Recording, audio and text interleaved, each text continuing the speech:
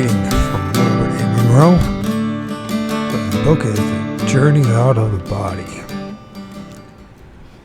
It is October the 31st,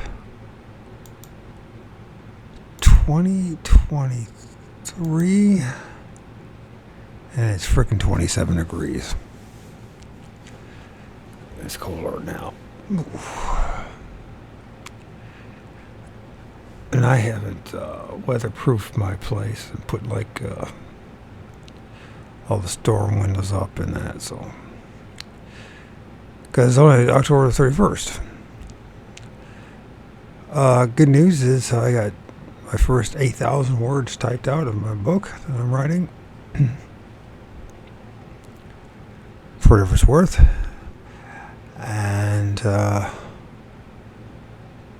lot of synchronicity going on, that's for sure. Pretty cool stuff. Makes one scratch one's head. Right now, the separation process, chapter 17. After you have achieved the state of vibration and some control of your state of relaxation, one additional factor must be considered. It is probable that you have already obtained it, since it is ordinarily a product of the previous exercises. However, it should be emphasized, this fact is thought control. In the state of vibration, you are apparently subject to every thought, both willful and involuntary,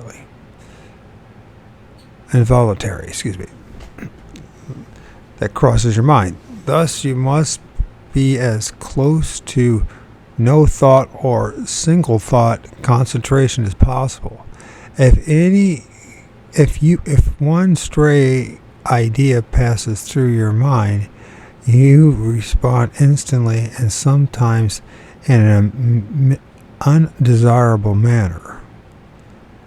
I suspect that one is never completely free of such misdirection. At least I have not been, which may account for the many inexplicable trips to places and people I do not know. They seem to be triggered by thoughts or ideas I didn't realize I had below the conscious level. The only approach is to do the best you can. With this in mind, the first practices of disassociating the second from the physical body should be limited in time and action. What follows is designed basically as a familiarization or orientation technique, which should permit an approach to disassociation without fear of or concern. The reach of extremities. This serves to acquaint you with the sensation of the second body without full commitment. After relaxation and creation of the vibration state, work with either your right or left hand and arm one at a time. This is important as it will be your first affirmation of the reality of the second. With one hand, reach for any object, floor, wall, door, or whatever, that you remember as being beyond the reach of your physical arm. Reach for the object. Make the reaching process neither upward nor downward, but out in the direction your arm is pointing. Reach as if you were stretching your arm, not raising or lowering it. The vibration is simply to reach out with the hand and arm in the same manner with no special object in mind. Often this method is better, as you then have no preconceived idea of what you will feel. When you reach out in this fashion and feeling nothing,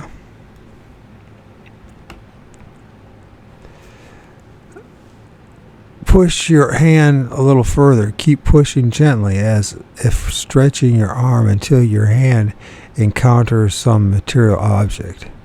If the vibration pattern is in effect, it will work and your hand will eventually feel or touch something. When it does, examine your sense of touch, the physical details of the object.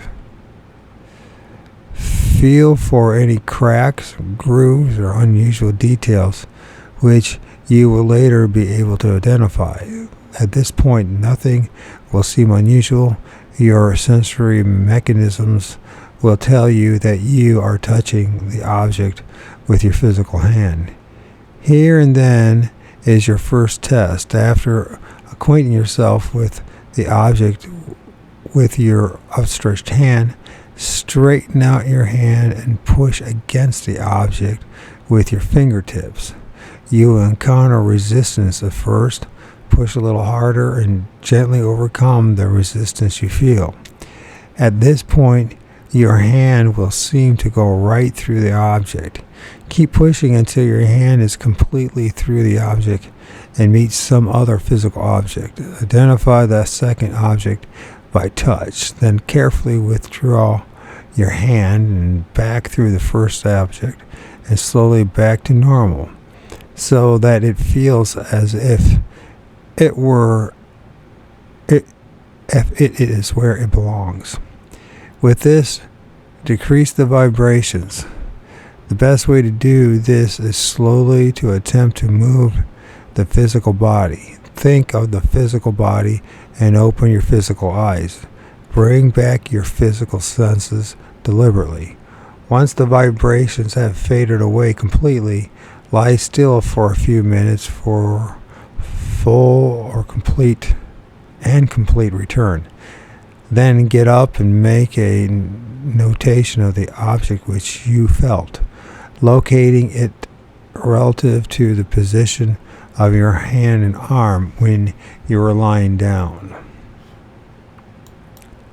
Note the details of both the first and second objects which you felt. Having done this, compare your description with the actual first object. Make special note of small details which you could not have seen from a distance. Physically feel the object to compare it with what you felt under the vibrations. Examine the second object in the same manner. You may not have been consciously aware of its presence or position prior to the experiment. This too is important. Test the line of direction from the place where your physical hand lay through the first object up to the second. It is a straight line. Check your results. Was the first object you touched physically located at a distance it would have been absolutely impossible to reach without physical movement? Did the details of the object, especially the minute details, coincide with the notes you have made? Make the same comparison for the second object. If your answers are affirmative, you have had your first success. If the facts do not check out, try again another day. Almost without qualification, if you have produced the vibrational state, you can perform this exercise. You can also practice the following quite easily. After producing the vibrational state, lying on your back, arms either at your sides or on your chest, gently lift your arms without looking at them and touch your fingers together. Do this quite casually, abstractly, and remember the sensory results. Once you have clasped your hands above your chest, look at them first with your closed eyes. If you have moved easily enough, you will see both physical and non-physical arms. Your physical arms will be at rest at your sides and upon your chest. The sensory impressions will be with the non-physical arms and hands above your physical body. You should test this phenomenon as many times as you wish, however you desire. Prove to yourself that you are moving not your physical arms but something else. Do it by whatever means are necessary to give you full assurance of this reality.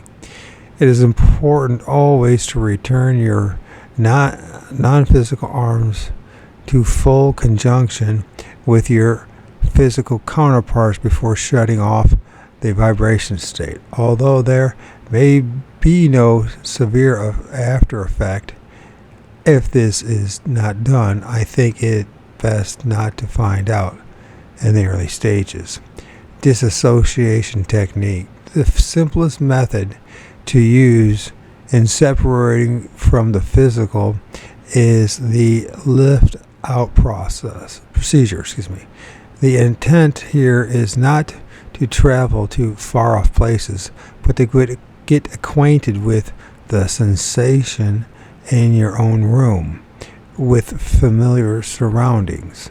The reason for this is that the first true experience will then be examined and explored with identifiable points of reference.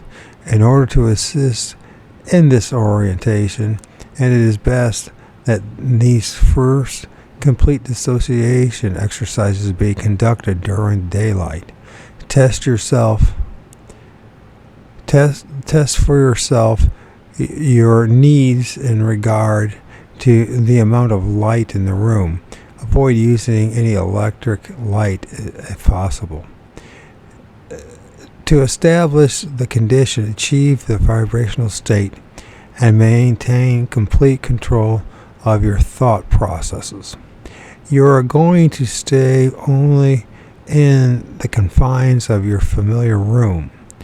Think of getting lighter, of floating upward, of how nice it would be to float upward. Be sure to think how nice it would be, as the subjective associated thought is most important. You want to do this because it is something you will respond to emotionally. You react even before the act, in anticipation. If you continue to hold only these thoughts, you will disassociate and float gently upward from your physical. You may not achieve it at first or the second, but quite surely, if you have accomplished the preceding exercises, you will achieve it. A second method is the rotation technique, which has been mentioned elsewhere. Under the same prescribed conditions, slowly try to turn over, just as if you were turning over in bed to be more comfortable. Make no attempt to help yourself rotate with either arms or legs. Start turning by twisting the top of your body, your head and shoulders first. By all means, move slowly, exerting gently but firm pressure. If you do not, you may become loose and actually spin like a log rolling in water before you can alter the pressure. Such action is disconcerting only because you may lose all orientation and be forced to find your way back carefully in rotation conjuncture. The ease with which you begin to turn, with no friction or sense of weight, will inform you that you have begun to succeed in disassociating. As this happens, turn slowly until you feel that you have moved 180 degrees, i.e. face to face with your physical body. It is uncanny how you will recognize this position. This 180 degree about face is merely two 90-degree turns without orientation. It is easy to sense. Once you are in the 180-degree position, stop the rotation merely by thinking of doing so without hesitation. Think of floating upward, backing up away from the physical body. Again, if you have reached the vibrational state successfully, this method will surely bring results. Of the two separation techniques, the first should be tried before the second. Then, after both have been examined and tested, the one that seems easiest to you should be utilized. Local experiments and familiarizations. Once you have succeeded in the separation process, it is most important for your own objective continuity that you remain in complete control. The only possible way to do this seems to be by staying close to the physical in the early stages. Whatever you may feel emotionally, keep in close proximity to the physical. The admonition is made not because of any known danger, but so that you will maintain a step-by-step familiarity and thus perceive for yourself exactly what is taking place. Wild, uncontrolled trips at this stage may well produce uncomfortable situations and conditions that will force you to relearn much of what you have already achieved.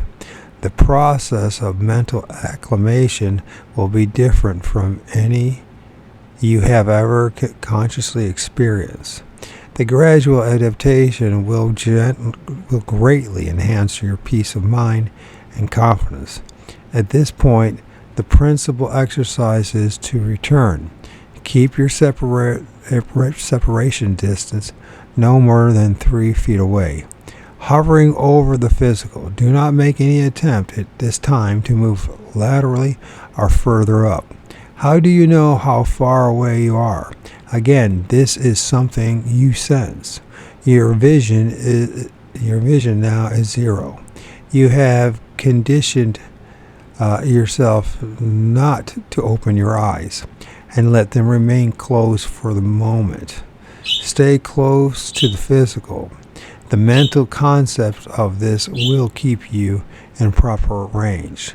For the next 3 to 4 exercises, do nothing but practice getting out and returning to the physical.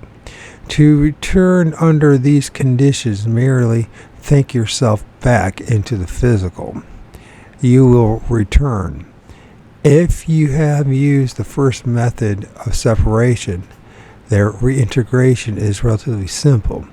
When you are back in exact alignment, you will be able to move any portion of the physical body and reactivate any or all of your physical senses. Each time you return, open your physical eyes and physically sit up so that you know you are completely back together. This is to ensure orientation. And to and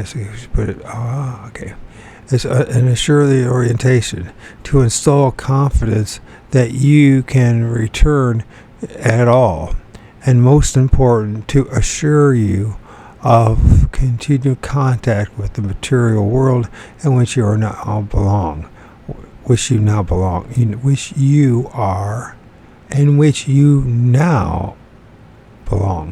Whatever you believe, this reassurance is most necessary.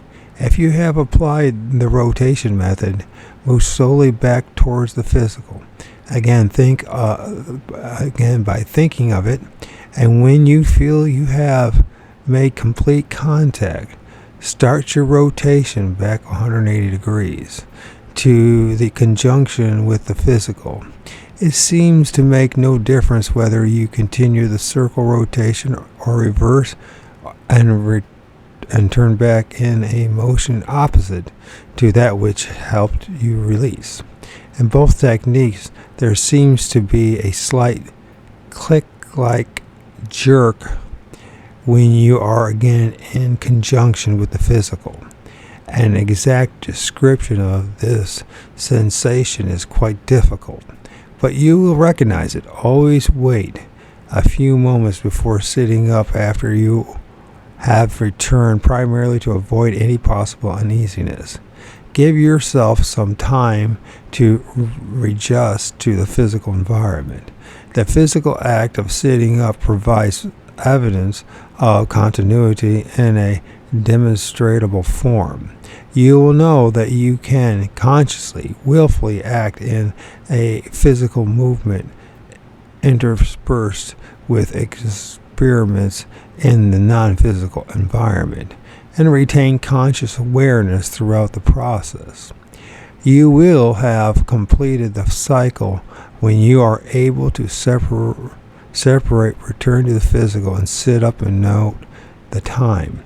Go back to the separation process and return to the physical a second time, all without losing loss of conscious continuity. The notation of the clock reading will help this.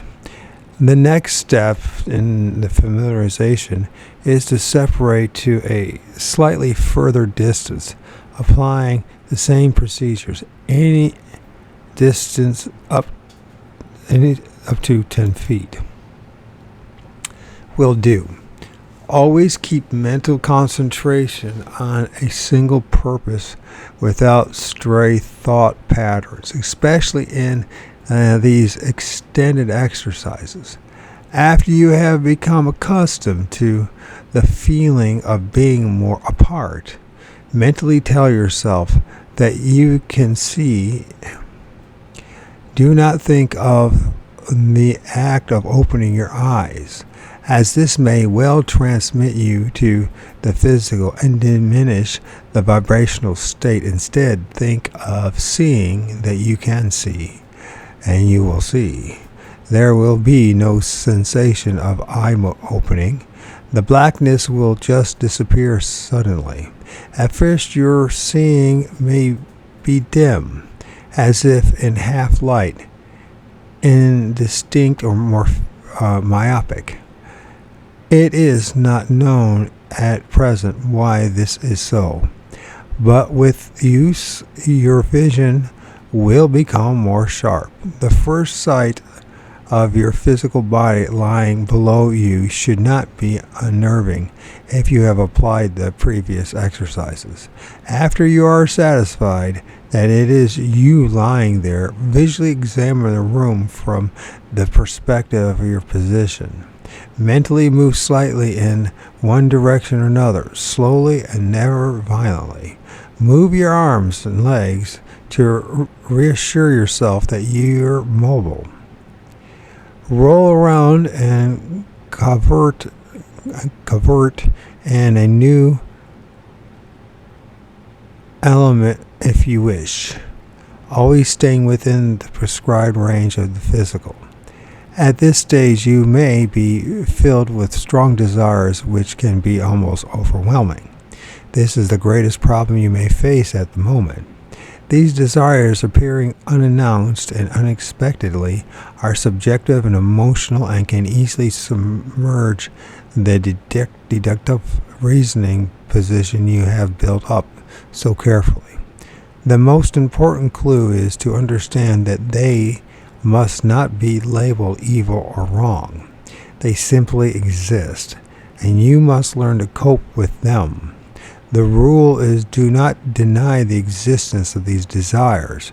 Recognize them as a deep, integral part of you that cannot be thought away. Until you do this, you will be unable to control them.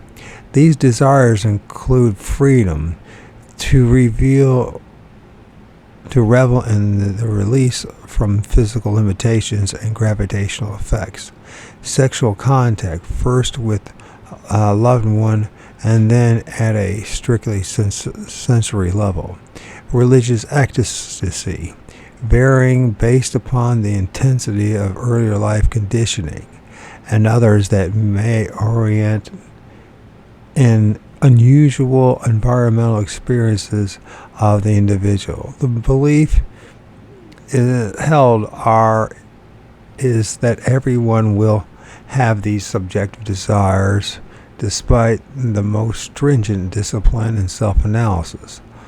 What we speak of are those elements far below surface consciousness that comprise your own fundamental character and personality. As has been explained earlier, these elements emerge because you are no longer just a conscious intellectual self. You are perhaps for the first time an entirety. Every part of you will be heard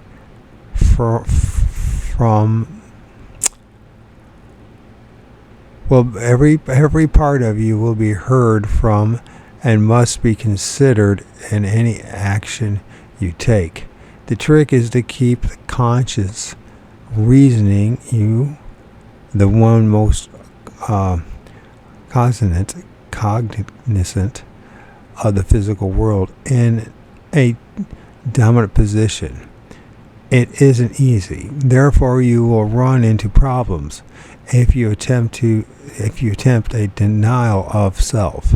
Instead, you must accept these sometimes surprising drives for what they are, a part of you.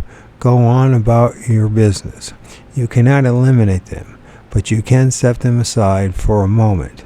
Offer the promise of further fulfillment, and you will have no resistance. These needs can understand derivation, as they have been subjected to it for as long as you have lived. In the sense that derivation is diversion.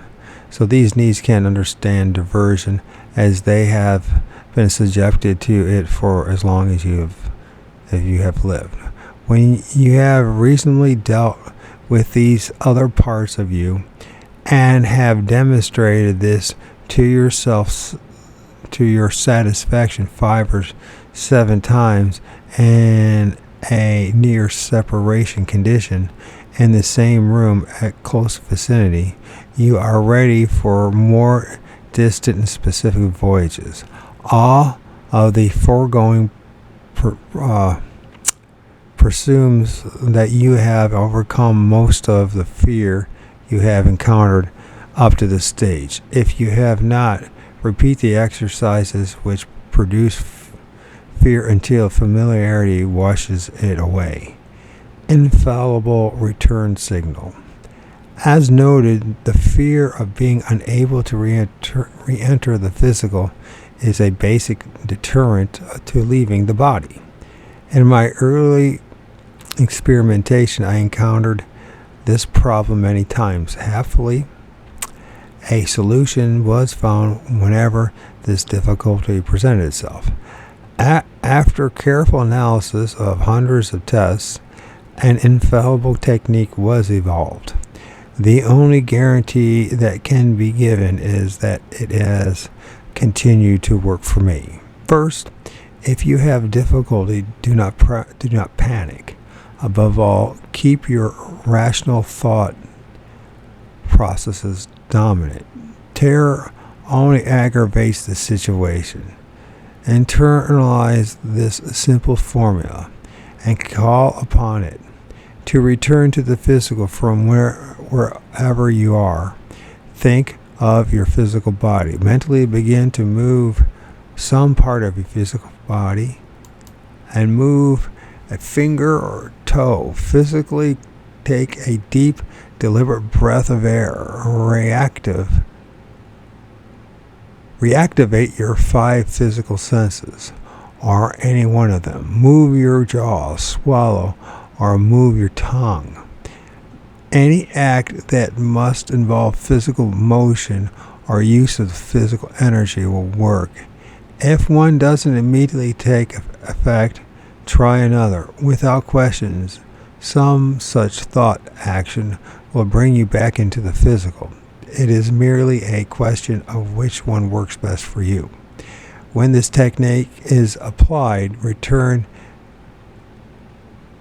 is virtually immediate. It is an automatic direction finder and rocket blast combined.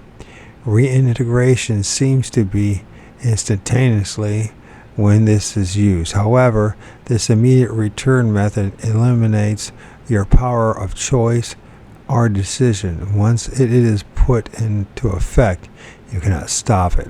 You will return to the physical without any opportunity to know what is happening and how it is taking place.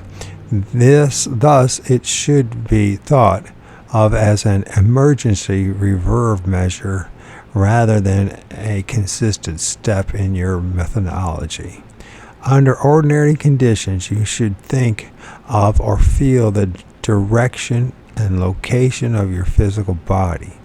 Then, with no urgency and in a calm and willful manner, start to return the mechanics of movement. Now that you have set up the proper controls, including the emergency return signal, you are ready for the most momentous step of all, to go to a distant point and return. It is definitely not advisable deliberately to attempt this exercise before you have completed all the previous tests and are at ease with them. It is quite possible that you may have inadvertently gone to a distant point during the early stages. If this is the case, you can recognize the importance of following the procedure. First, set your aiming position.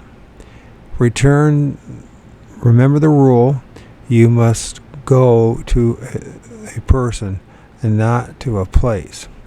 It may be possible to achieve the latter if you have deep emotional attachment to the locale, but the experiments to date have shown little success along this line. This, of course, may be due to the personality of the writer. Select the person living whom you desire to visit. Choose someone you know quite well. Do not inform this person that you are making the test. This is most important so as to rule out any suggestion of his or her part. Make this selection before you enter the vibrational state, before you start your relaxation process. Before you start your relaxation process. Establish relaxation and the vibrational state. Use your chosen method to separate. Move away to near distance 6-7 feet from the physical. With your vision still in blackness, cautiously think of the person whom you plan to visit. Think not only of the name, but of the personality and character of the person. Do not try to visualize a physical being, but it is the reflection of the inner person that will attract you, rather than it's the reflection of the inner person that will attract you, rather than the physical attributes. As you think in this pattern, turn yourself around slowly in a 360-degree rotation. Somewhere in this circuit, you will feel the right direction. It is an intuitive thing, a sureness that attracts you like a gentle magnet.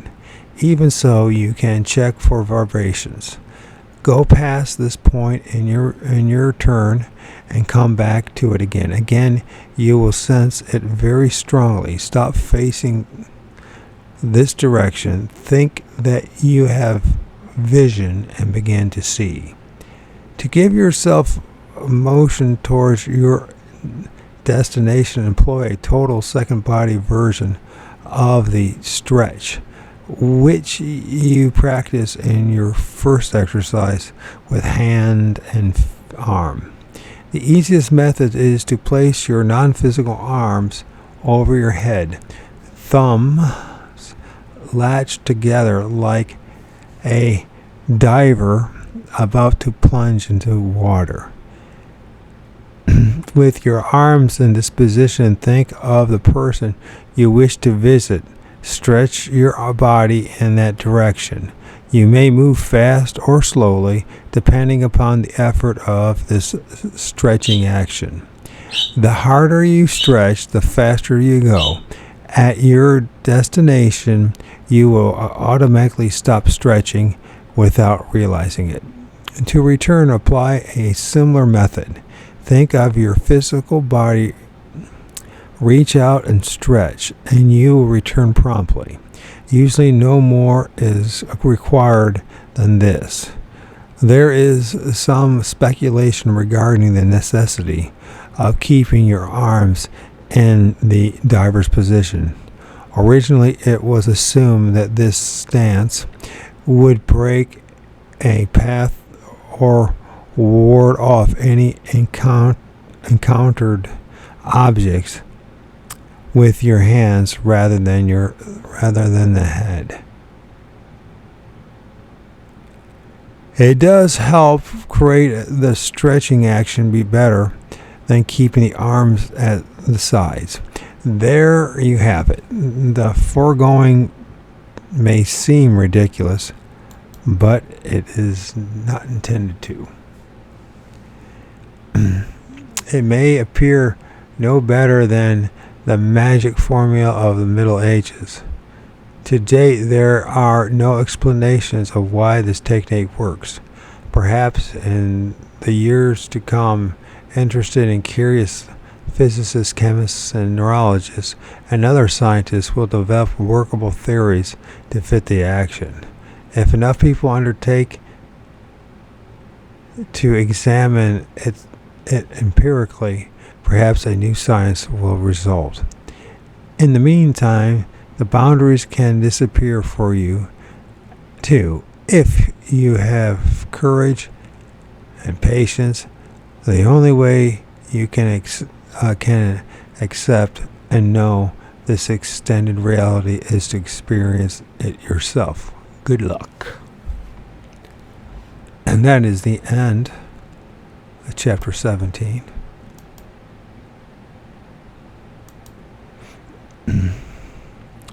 Once again, of Journeys Out of the Body by Robert A. Monroe.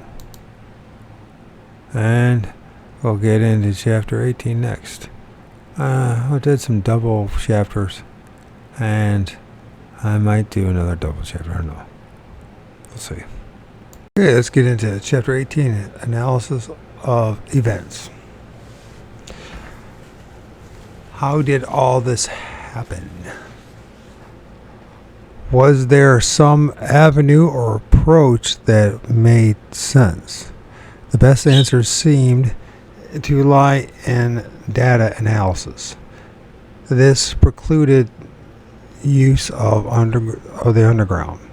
The only area that considered or accepted my problem as something beyond hallucination, since much of the underground data dealt principally in vague generalities. I wanted specifics. I reasoned that there must be some way to organize the conflicting data I was accumulating. So I began to extrapolate sound possibilities and probabilities from what was known. The accepted method is to keep one foot in the light and on solid rock as you step cautiously onto dark, shifting grounds.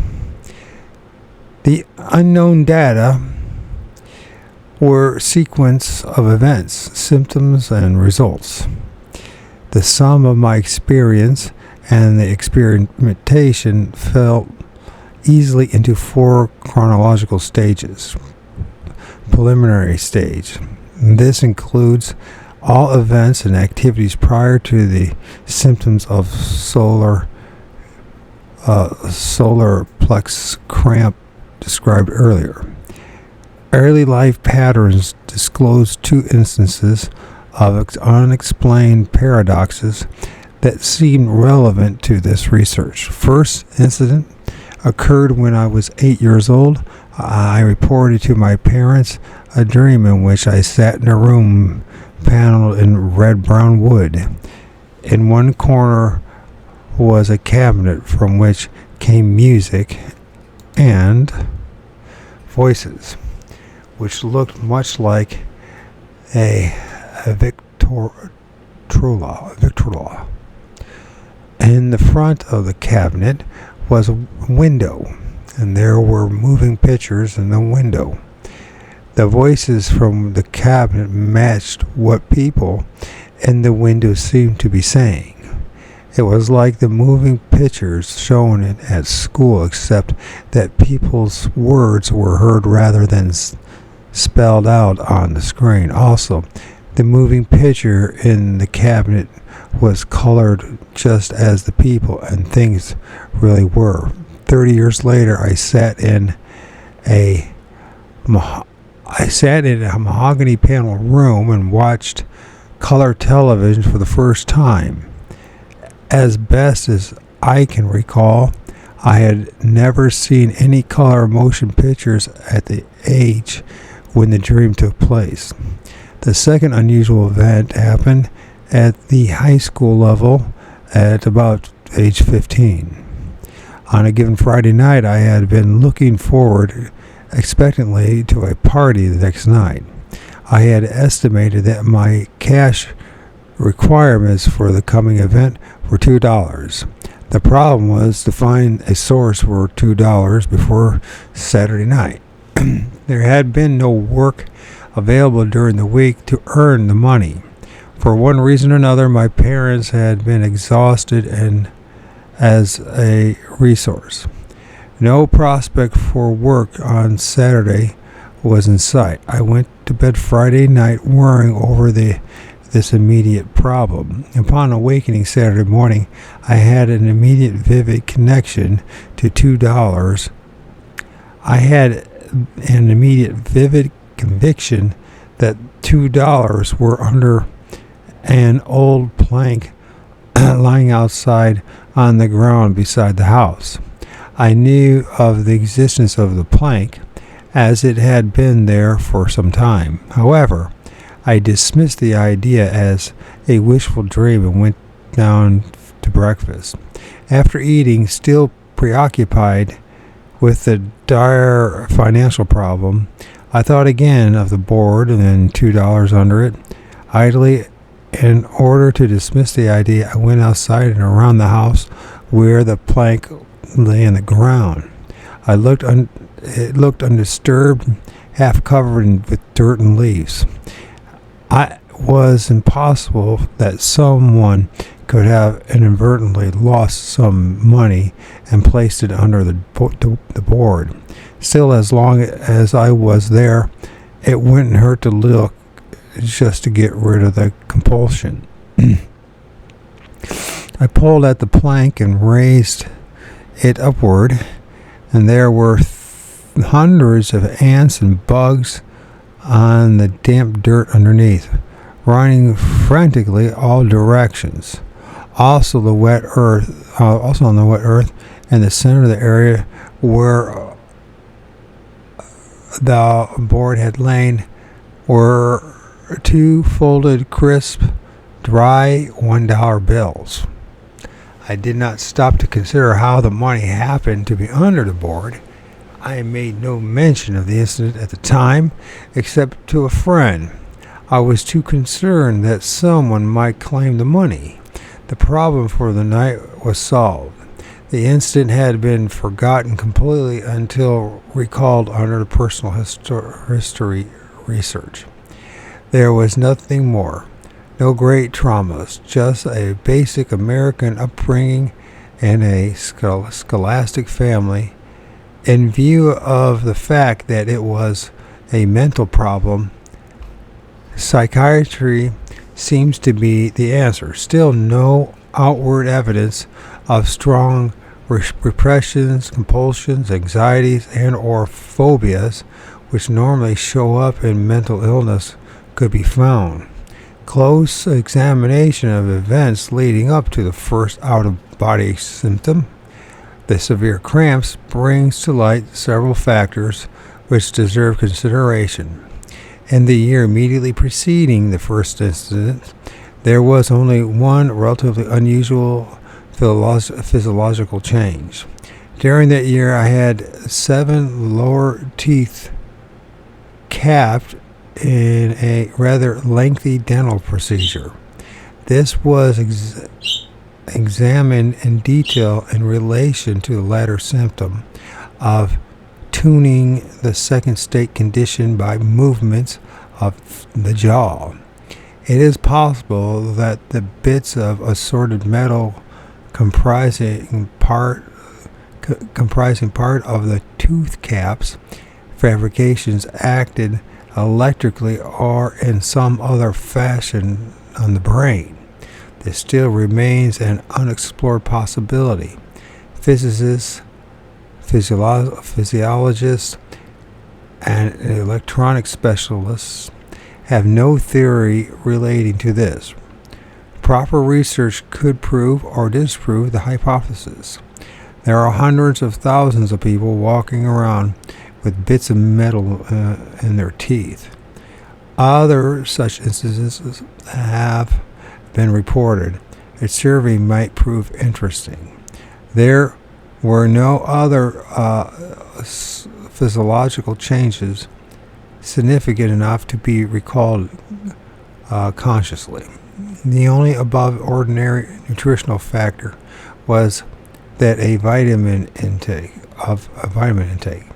Since my wife believed strongly in nutrition, daily doses of vitamin A, B, and complex C and E, plus mineral tablets, had been a norm for several years. Again, a cumulative effect could have been the cause, but no reports or research studies indicated any factors resembling the second state. Other than this, normal diet was the rule, with no major changes for 5 years at least. At the psychological and physical activity levels, there is much to be noted. It is quite conceivable that the causes of the phenomena lie here. The first consideration might be termed the anesthesia episode, which took place some 6 months prior to the first symptoms. The beginning came when I noticed an unusual heady effect from the fumes of a gallon can of contact cement. I was inhaling a cubbyhole desktop. I was installing a cubbyhole desktop in the wall of a bedroom at home when I became aware of the sensation. The can clearly stated on the lid that the cement could or should be used in well-ventilated areas. I correctly assumed that this was a fire hazard warning from the manufacturers. The sensation reminded me of the strange effect I had experienced in the past just as I was going under from anesthesia. Curious, I examined with the effect of the fumes a number of times in following month, with very significant results. Upon learning that the fuming agents were toluol,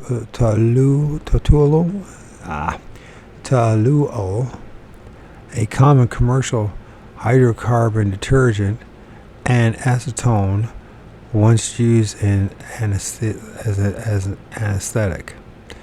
I made several experiments with the subjective effects of light anesthesia utilizing a less volatile and relatively safe inhalant, trilene.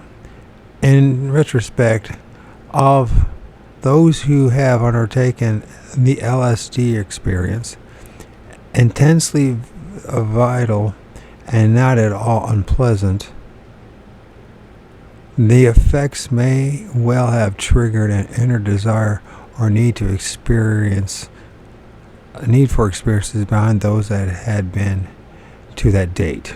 Reluctantly, I stopped the experiments as there seemed inherent dangers of physiological side effects if they were continued. Although I had set up rigid controls, there was no certainty that they would always work.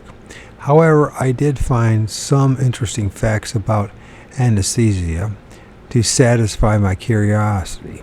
In Ireland, it seems ether was sold by the spoonful by peddlers who ladled it out of a street side ladled it out at street side each morning. In the early days, medical students often had ether parties, much like the parties of the black market LSD users today. Doctors have reported that ether addiction has been quite common through the years. Captains of gasoline tankers have problems with seagoing versions of Wendigo. When signed as a crew, these men appear completely normal until they are found unconscious alongside a cargo vent. I understand that they are labeled sniffers. Further, I learned the relationship between alcohol and other anesthetics.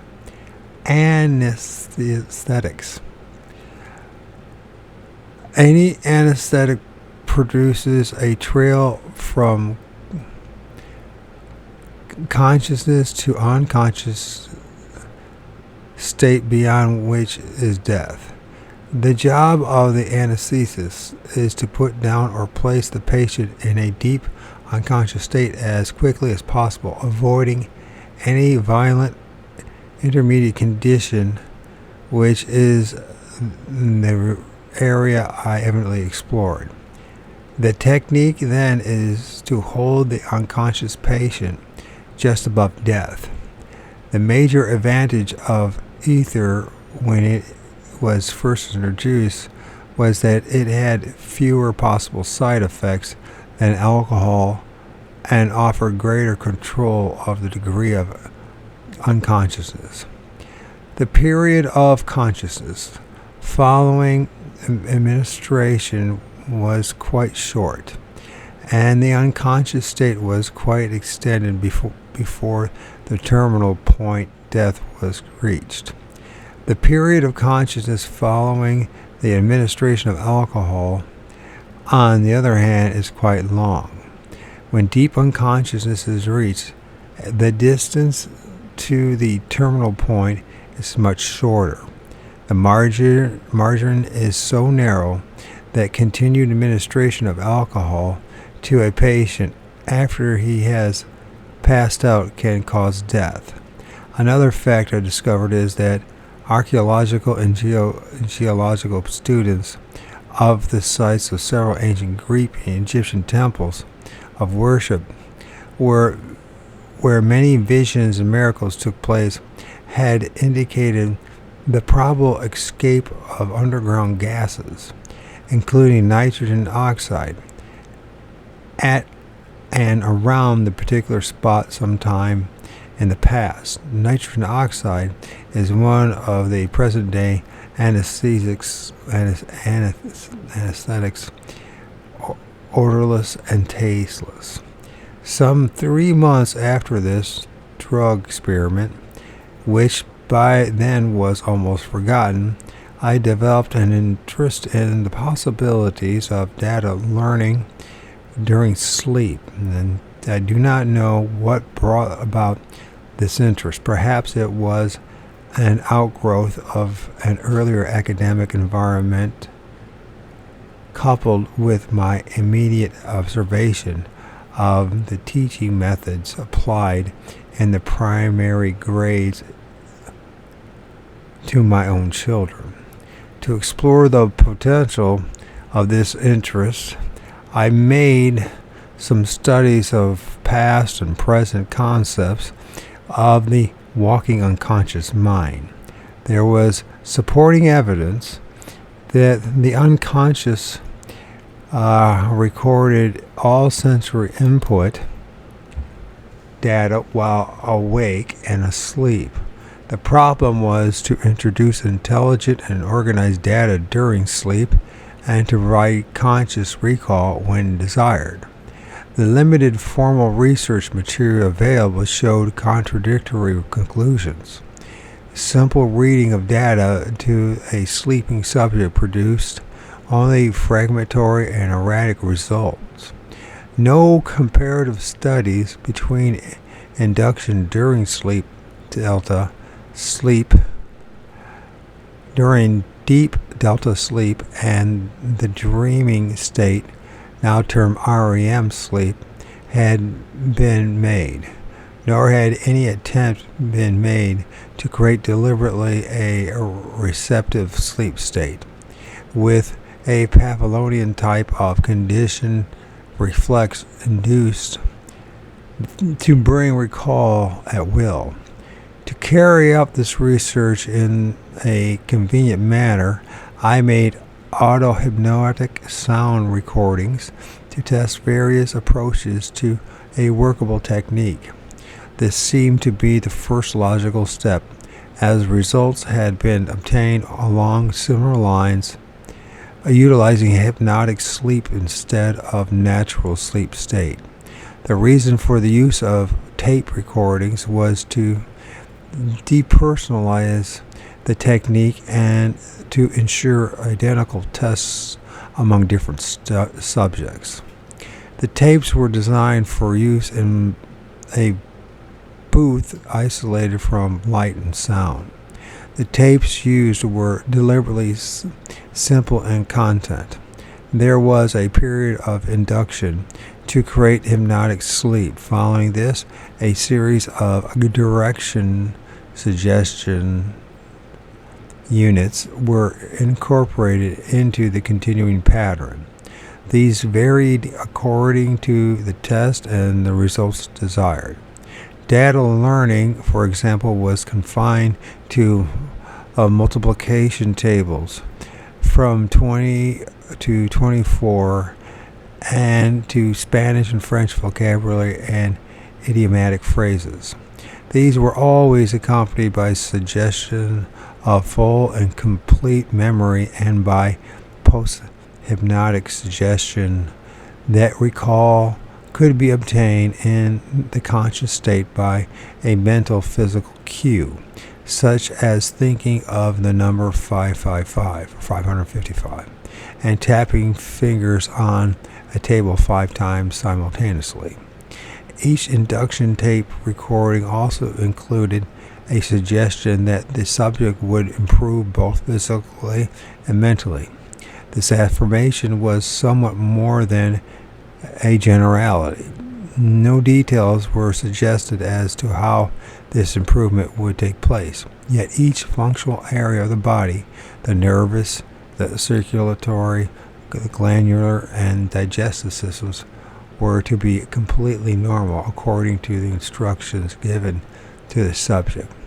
Both health and recall suggestions then were reinforced with each induction or use of the tape. In the light of latter incidences,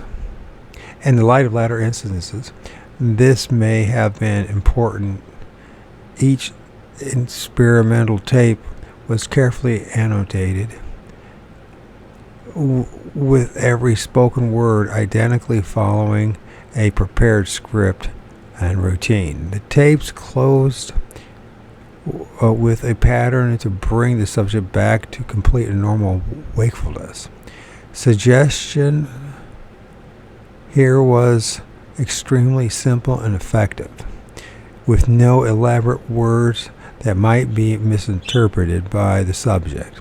The tapes were played to about 11 subjects, ranging in age from 7 to 50. The results implied a definite potential value with some improvement in techniques. It must be stated here that I applied the tapes experimentally first and most frequently to myself. This quite naturally brought them into the greatest area of suspicion in relation to the out-of-body experimentation. All the tapes have been examined word by word, sound by sound, at low backroom level for cues to a possible ladder effect. No clues seemed evident. Did I say cues? Background levels of clues to a possible ladder effect. No clues seemed evident. Yet, the suspicion remains. Such experimentation terminated with the appearance of the first symptom. Beginning stage, September 1958 through July 1959. And the expectation of some correlation between effects, events, characteristics, theories, and conclusions, a sorting process was instigated. It soon became evident that 3 stages had been taken place within this period. There may be additional stages beyond the 3, but these remain unknown. Both the beginning and the cutoff point of the beginning stage are fairly clear. Effects. The first unexplained effect was the cramp and constriction, as reported earlier. Several weeks later, this was followed by the sensation of a ray from the north, with resultant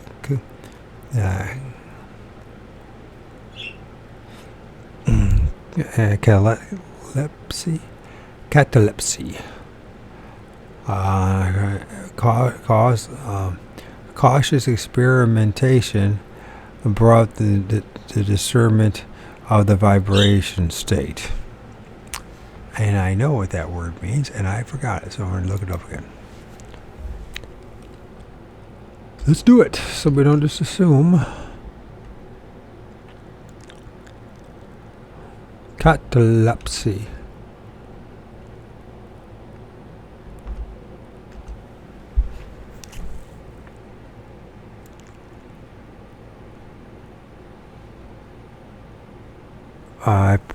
How that happened? I'm always typing things wrong.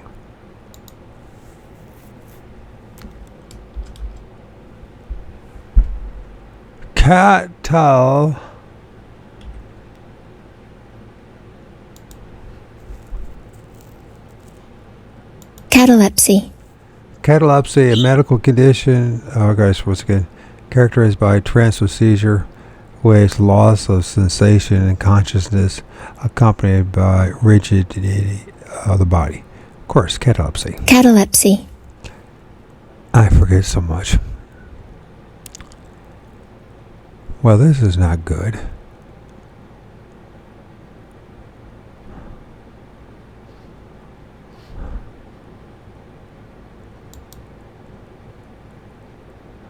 What happened to page 22, 2020, 220? Please don't forget, have me send me all the way back. There it is.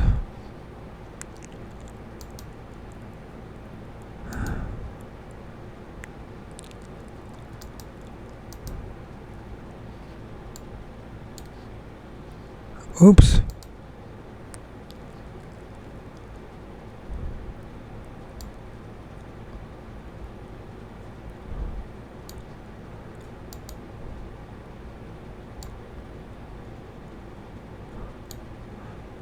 We'll make it that size.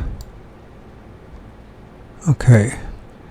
This sensory impression was later discovered to be reported consistently in the experiences of spiritualists, occultists, and others in the late 19th century.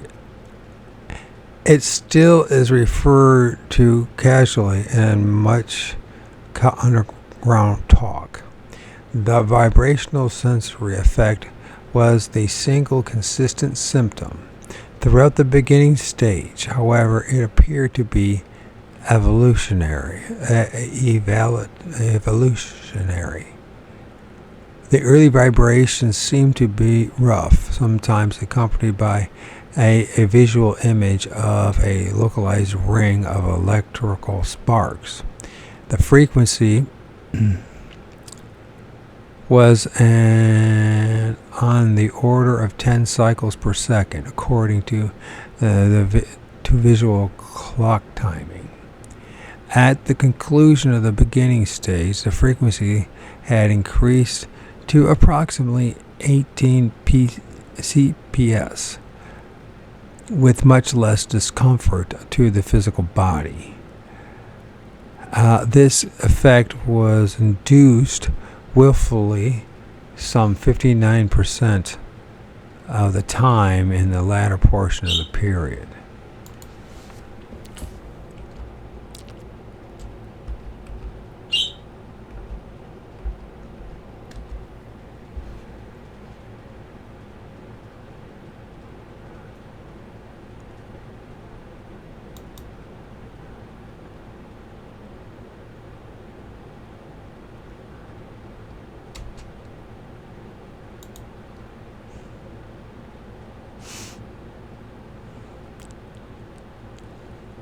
No.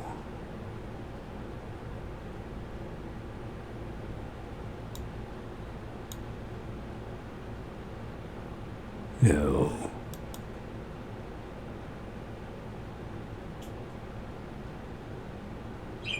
It's not characters per second. It's not children protective services.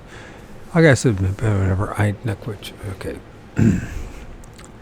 The second effect was the awareness of a high-pitched hiss heard softly yet consistently in the aural centers. Once established, it continued uninterrupted throughout the period. An ear specialist diagnosed this as hearing of the blood through the veins. Otherwise, hearing was normal. Separation from physical body took place approximately 3 months into the period, inadvertently in the first instance. Most subsequent instances were induced deliberately. All took place only when the vibration effect was present. It became easier to create this effect as the period progressed. No other pronounced or negative or repetitive effects were observed. Any physiological results seemed to be restful rather than enervating or debilitating. As this stage in frequency At this stage, infrequent subsequent physical effects of excitement and stimulation were evident, but not to an extreme degree. These included accelerated pulse rate, precipitation, and sexual response. Emotional patterns. For fully half of the period, fears of mental and or physical disability were dominant. These fears were greatly assuaged by consultation with an examination by medical and psychiatric authorities. The main subsequent factor was curiosity, tempered by strong undercurrents of anxiety related to undirected and uncharted exploration of the unknown, possible community and or familiar sensors, and the fear of being unable to return to the physical body. Sequence of experimentation. From the first out-of-body experience, the experiments range from gradual familiarity of local separation, 10 feet or less, to objective examination through partial separation, and finally visits into areas of locale 1 present space-time. The methodological means of inducing the vibrational state were explored, centering chiefly on tape recordings described earlier and methods of producing complete relaxation with full consciousness, the prerequisite for the vibrational state. It was determined that achievement of the vibrational state was relatively simple once the consciousness relaxed condition was established. The evidence of oral breathing as a condition was confirmed. Tuning, in quotes, of the vibrational state by minute movements of the physical jaw proved to be an effective method. It became apparent that separation occurred only during the vibrational state. The technique of separation evolved into a simple, uncluttered thought of up and away. Successive tests indicated that any non-physical movement in the second body was instigated by desire or thought alone. Problems of controlled movement to predetermined location and unhampered immediate return to the physical body remained unsolved. Conclusions. The following conclusions were reached during this period. 1. There does exist a second body interspersed or in conjunction with the physical body. 2. The second body cannot move and act independently of the physical body. 3. These movements and actions can be made partially under the control of the conscious mind. 4. Some sensory inputs in the body, the second body, register as they do in the physical. Others are beyond translation. 5.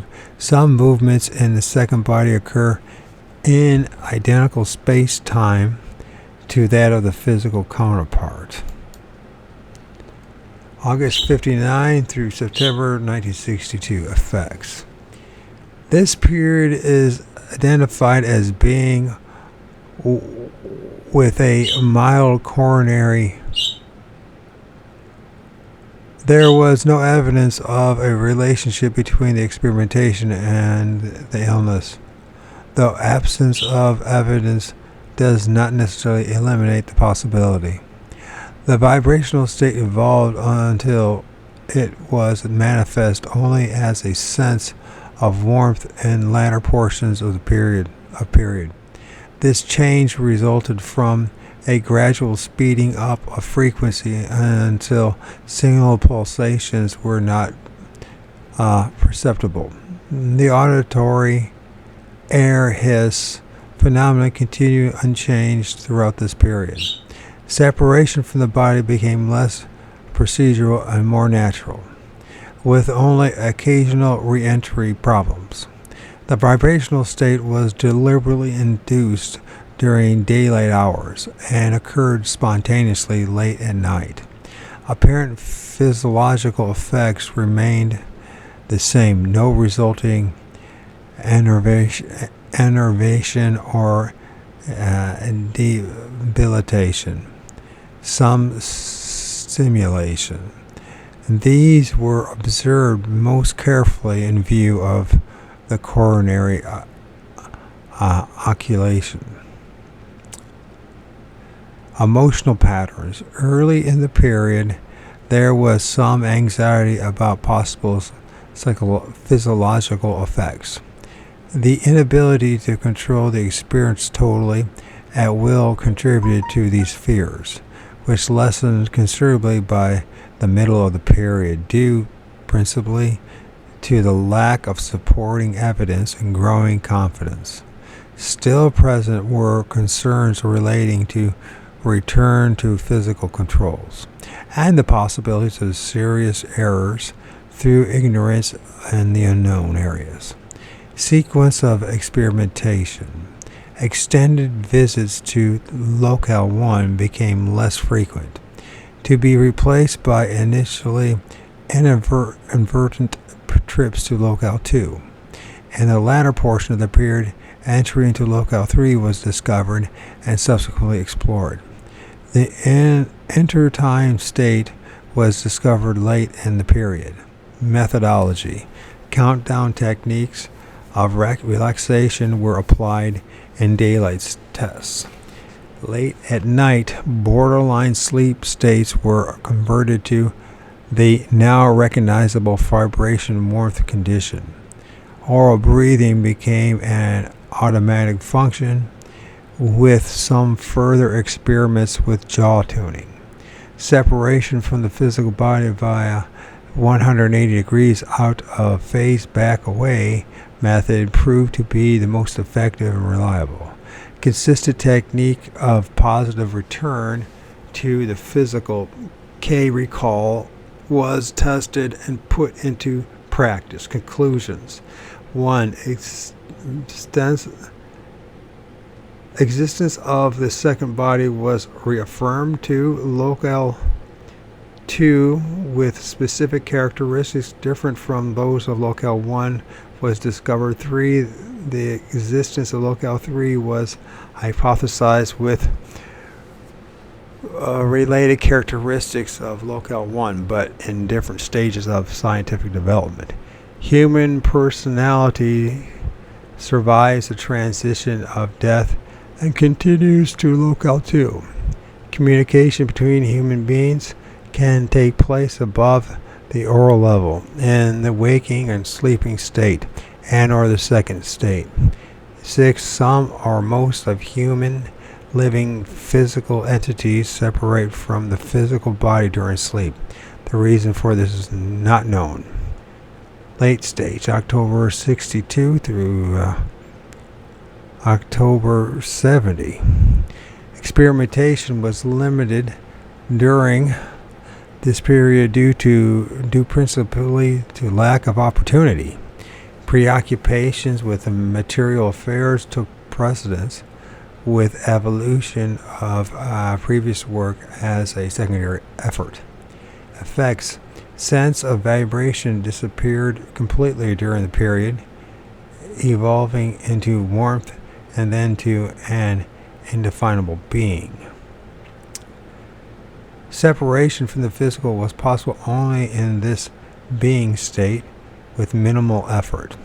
The only physical effect noted was a slight feeling of disorientation, headiness, and minor discomfort for some 9 hours after a particular experiment. No special experiment had been performed, and the causes for this are unknown. In the middle of the period, I suffered a thrombosis, hemorrhoid believed attributed to an experience during an experiment some 4 days prior to the appearance of the symptom. There was no previous medical history of this physical problem. Sleep requirements lessened during the period. However, when sleep appeared necessary, it became imperative to comply with the need. Non-compliance brought physical and mental debilitation. As little as 5 minutes of sleep brought major regeneration. The only other significant effect recorded was the occurrence at 2 separate times of a complete awareness of nearby location. This was full consciousness at a level where full sensory awareness of physical surroundings was active. Yet the self was, quote, one notch away, end quote. Both occasions, it required a deliberate decision to integrate completely into the physical environment. The effect of the remaining in the one-notch way environment is unknown. The airhead sound continued.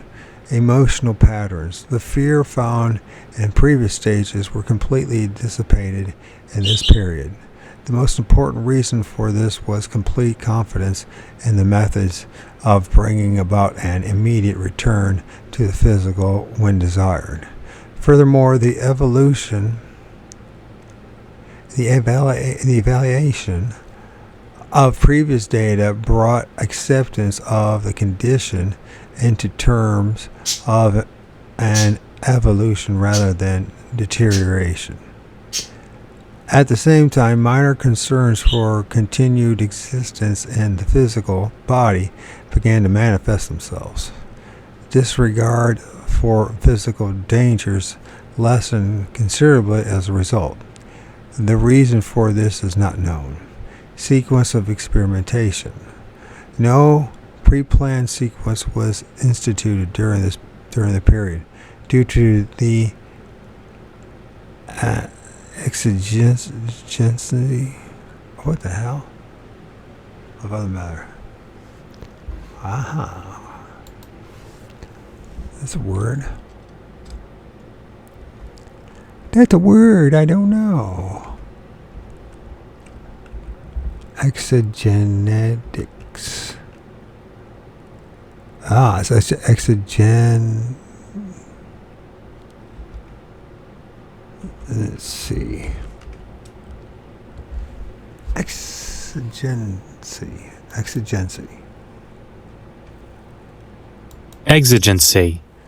Exigency. An urgent need or demand. Exigency. That's not a word I have never heard before. Or maybe I did, I just never paid attention to it. Exigency.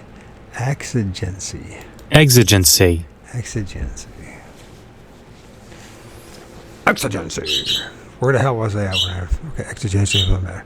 Thus, experimentation was sporadic and took place only when it was opportune. Several strong evidential visits were made to both Locale 1 and Locale 2. Most visits were to Locale 2, with unspecific results as related to the physical world. Locale 1. Experimentation of strictly scientific grounds began late in the period under controlled laboratory conditions. Methodology. Little attention was given to this area as two principal problems remained unsolved. First problem was the development of deep relaxation techniques, which were obtained with increasing difficulty. Second was the chronic problem of controlling the destination point. Various techniques were applied, all with indeterminate results. The heart of the difficulty lie in the conflicting desires between conscious mind and the superconscious when both are operating at full capacity. In the second state, the superconscious is the stronger deciding element. Conclusion. 1. While in the second body, it is possible to create a physical effect on a physically living human entity while the latter is awake. 2. There are unfolding areas of knowledge and concepts completely beyond the comprehension of the conscious mind of the experimenter. And we are plugging along. That'll be the end of that reading. And next time I get going, reading will be at chapter 19, Statistical Classification.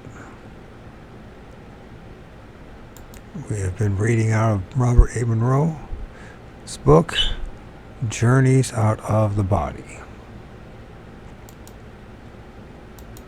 for multiple reasons. You're going to try, go all the way. Otherwise, don't even start. If you're going to try, go all the way. This could mean losing girlfriends, wives, relatives, jobs, and maybe you're mine.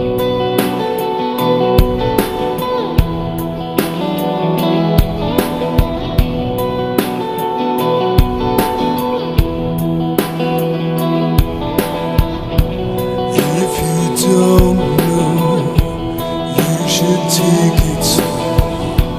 Are you searching? Is it hard to find?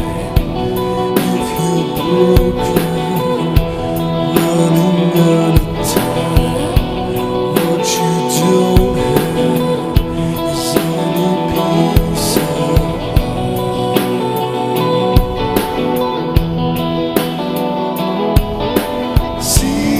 seasons don't change who we are. The good is gone, but there's nowhere to go.